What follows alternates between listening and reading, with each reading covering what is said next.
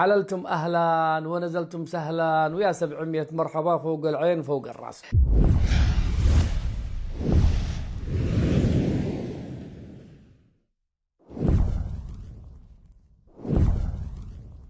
يا جماعة صلوا على رسول الله. شوفوا، أنا عندما أدندن أو تأتي لي مواويل، هذه أشياء لا إرادية. أنا داري أنه بعضكم يطفش وبعضكم يزهق وبعضكم يعتبرها جميلة وبعضكم يعتبرها نوع من الهبال. أنت ليش قاعد تغني يا أخي؟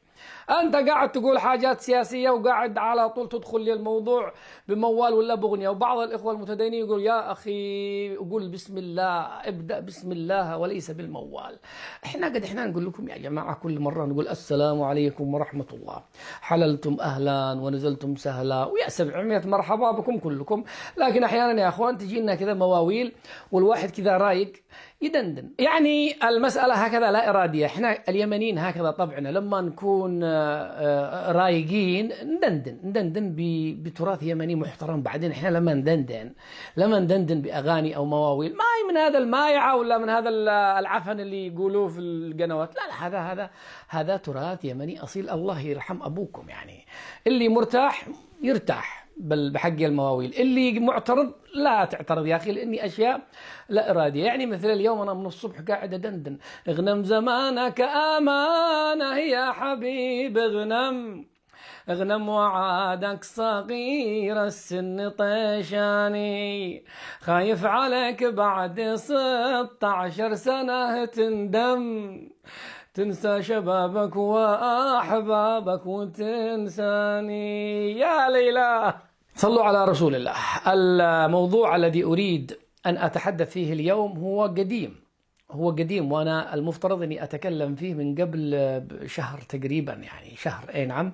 لكن أنا هكذا يا أخوان، أنا أحب أنتظر إلى أن تكتمل الفكرة في رأسي وتظهر نتائج. وبعدين لما الإنسان يطلع في لحظة يا أخي، لما الإنسان يطلع يعمل مقطع للناس يكون قد عنده فكرة عن الموضوع وتكون الفكرة قد تشبعت.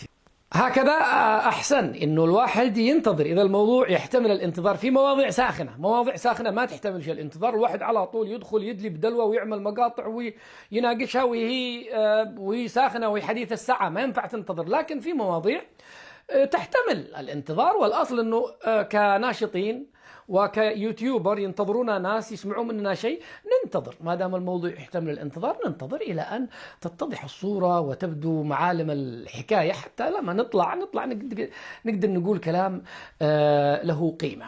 كثير منكم راسلوني ما لك يا أخي ما تتكلم عن المفاوضات الدائرة في بوزنيقة في المغرب بين الليبيين.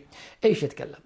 إيش أقول؟ ماذا تريدون أن أقول لكم؟ يعني ما الموضوع ناس راحوا كانوا متحاربين وراحوا يتفاوضوا، لا قد نتائج ولا نعرف كيف نواياهم ولا نعرف ما هي السيناريوهات المقترحة. فأنا حبيت أنتظر شهر، رغم أني الإلحاح من بعض الجماعة خصوصا المتابعية في المغرب، يا أخي تكلم عن المغرب، يا أخي تكلم، شوف جهود المغرب.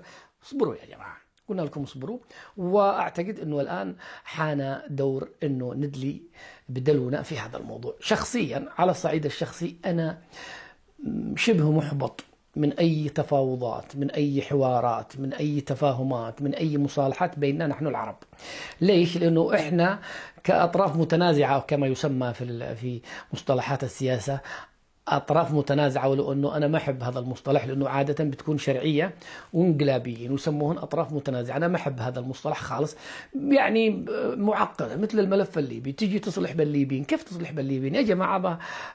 شرعية موجودة وفي انقلاب. الحل أنه الانقلاب يروح، إيش من تفاوضات وإيش من خرابيط. لكن هذه هي جهود دولة، وأنا هذه نظرتي الشخصية، أنه ما عنديش تفاؤل. كمية التفاؤل ربما تكون 5% في أي تفاهمات أو تفاوضات أو مصالحات عربية. ولكن أحيانا أتفاءل من الذي يدير المفاوضة. الدولة التي تستضيف أي مفاوضات في وطننا العربي المثخن بالجراحة الكثيرة المشاكل. الدولة هذه التي تستضيف المفاوضات هي من شأنها أن تخلي الناس يتفائلوا أو تخلي الناس يتشائموا، يعني ترفع منسوب التفاؤل عند الناس أو تخفضه أو تنهيه تماما. يعني دعوني أضرب لكم أمثلة على الصعيد الشخصي، وهذا رأيي أنا. مثلا السعودية، تدخل السعودية في مفاوضات على طول، ما تعب مخي ولا تابع ولا انتظر نتائج، محسومة من البداية أن المسألة فاشلة، وأنه إذا حصل اتفاق سيكون في صالح الغلط، في صالح الإنسان المخطئ، في صالح الإنقلابي على الشرعية، في صالح الظالم على المظلوم. هذا الشيء، والسعودية واضحة. والإمارات مثلا، يعني نوايا بنت 60 كلب، يعني ما حدا يقدر يتفاءل فيهم خير. هذا نظرتي أنا الشخصية، ولهذا ارتفع شوية منسوب التفاؤل عندي في المفاوضات الجارية في بوزنيقة في المغرب. ليش؟ أنا أقول لكم ليش، ووالله لا تزلفا ولا نفاقا ولا مجاملة، لكن أنا صادق مع نفسي وإنسان مراقب، وبنيت هذا الكلام على أحداث قديمة كان للمغرب مواقف صادقة وصريحة بدون لبس وبدون لف وبدون دوران، وداخلين دائما داخلين الإخوة المغاربة بنوايا صادقة. هذا الذي يميز قيادة المغرب بكل عيوبهم، إن كان في قيادتهم عيوب، لكن هذا الشيء بارز ما حد يقدر ينكره، أنهم عندما يدخلوا في حل نزاع أو في وساطة يدخلوا بنوايا سليمة. هذا واضح، وهذا الكلام ما يستطيع أحد ينكره أبدا، حتى خصوم المغرب بما يقدروا ينكروا هذا الصفة أبدا. الجماعة يدخلوا بنوايا صادقة وبمواقف سليمة. ليش إحنا متفائلين من المغرب؟ يعني مش من فراغ. أنا أقول لكم أنا شخصيا ماني متفائل من المغرب من فراغ هكذا عاطفة، لا، ارجعوا شوفوا مواقف المغرب في الأحداث الأخيرة. مثلا لاحظوا موقفها من الحرب في اليمن، كان لها موقف وصريح. أول ما رأت التحالف هذا الزاق انسحبت على طول. مواقف أبيض وأسود عند المغاربة، أبيض وأسود، ما في نفاق. هذا الذي يجعلني أتفائل نوعا ما، ولو أنه الملف الليبي معقد. أيضا حصار قطر، في وقت كان الناس ما حدا يجرؤ من الزعماء أنه يزور قطر، على طول ملك المغرب راح قطر بعد أيام من الحصار، وهذا موقف. ورفض الحصار، مواقف ما أقدر أعدها لكم كثير. يعني أنا ذكرت لكم هذا الكلام على سبيل المثال للحصر، وإلا المواقف التي أثبتتها المغرب وأثبتت نوايا المغرب وأثبتت صدق السياسيين في المغرب أكثر من أن تحصى. أعتقد الكلام واضح. هذه هي المغرب يا أخوان، ما عهدناها إلا في المربع الصح، ما عهدناها إلا في صف الحق حقيقة دائما. بينما كثير من الدول، كثير يدخلوا ولهم ألف غرض، يدخلوا بالعكس أحيانا يحتووا المفاوضات الفلانية في أي بلد فيه حرب علشان يأزموها أكثر، أو علشان يخدموا طرف ضد طرف. كل الدول لها أجندة، لها أهداف، لها نوايا مسبقة، يعني نحسبهم كذلك في المغرب، ولا نزكي على الله أحد، لكننا نعود إلى التاريخ. التاريخ يعلمك، المواقف تعلمك. إذا أنتم مطلعين والذي هو مطلع ينظر للملف اليمني، الملف القطري، الملف الليبي، ويشوف مواقف المغرب الصادقة والصريحة والواضحة، ما هم رماديين. هذا اللي يعجبك في المغاربة قيادة وشعبا. يعني ما بصراحة ناس أبيض وأسود مثلهم مثل شعوب في شمال أفريقيا. حقيقة الناس ما عندهم منطقة رمادية، وأنا أحب هذا النوع، وهذا الذي يجعلني أحترم الشعب المغربي تحديدا وشعوب المغرب العربي والإسلامي كلها، لأنه تقريبا الصفة مشتركة بيني وبينهم. أنا هكذا، أنا مثلهم، ما أحب التلون، ما أحب الرمادي، اللون الرمادي، المنطقة الرمادية. أبيض، وين الأبيض؟ ورايا أبيض وأسود وخلاص. ومن زعل فله الزعل، ومن رضي فله الرضا. عموما آخر كلمة أقولها لكم، رغم أنني متأكد أن الملف الليبي شائك والملف الليبي معقد، ومهمة الإخوة في المغرب في بوزنيقة كبيرة ومعقدة، لكن وهذه هي خلاصة المقطع كامل، وأريد أن يفهموها الجميع: إن فشلت المفاوضات في المغرب فالخلل عند الخصوم، عند المتفاوضين وليس عند المغاربة. هذا كلام أريدكم أن تبصموا عليه بالعشر، إخواننا الليبيين وإخواننا المغاربة وكل المهتمين بالشأن الليبي والشأن المغربي. أكرر إن فشلت المفاوضات فالخلل في الخصوم، الخلل في الحفاتر والليبيين الذين هم محل النزاع والذي هم بينهم المشاكل، وليس في المغاربة، لأن المغرب تاريخها معروف، مواقفها معروفة، وداخل لكم بنوايا صادقة وبنوايا سليمة، والأصل أنهم ينتجوا شيء. فإذا ما حصل شيء وكانت النتيجة صفر فالمشكلة عندكم وليس عند المغاربة. أنا هذا رأيي الشخصي. كلام واضح. إذا في خلل فهو من الليبيين، لأنه في ليبيين يا جماعة تديرهم الإمارات، وفي ليبيين تديرهم السعودية، وفي ليبيين مرتزقة، أبناء مرتزقة بيجي لا داخل الجلسات النقاش أو جلسات المصالحة أو جلسات المفاوضات، وجدوا أصلا مبرمج هو ينفذ أجندة خبيثة للدول المعادية لليبيا وللمغرب. أصلا هناك دول الآن لا يريدون إفشال المغرب، يريدون إفشال المغرب، يعني يضعون العصي في الدوالي عشان لا تدور حركة المفاوضات، حتى لا يكتب للمغرب نصر تاريخي وإنجاز تاريخي بأنها أنجزت مصالحة بين الليبيين. سيدفعون بمرتزقة ليبيين، الإمارات عندها كثير والسعودية عندها كثير،